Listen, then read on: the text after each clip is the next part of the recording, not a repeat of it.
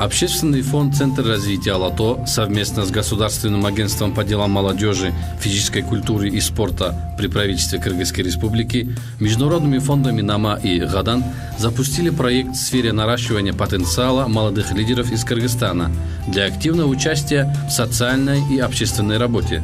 В рамках проекта 25 молодых лидеров из городов Бишкек и Ош прошли 4-дневный тренинг по программе «Аямин Плас» с участием международного тренера, где они получают знания и навыки по выявлению социальных проблем и их роль в содействии решению социально значимых проблем в обществе.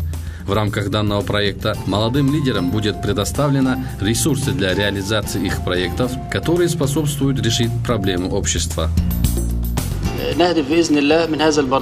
Целью тренинга является подготовка молодых лидеров, которые будут предлагать свои идеи, поднимать инициативы в решении социальных проблем в обществе и в целом помогать людям, которые нуждаются в помощи.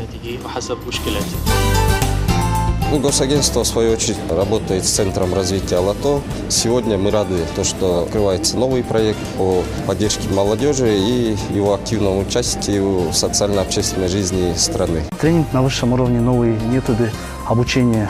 Все происходит в интерактиве. Коучи, тренеры обучают нас методам выявления проблем в нашем обществе. Большую благодарность выражаем Центру развития Алато и нашим тренерам. Спасибо большое.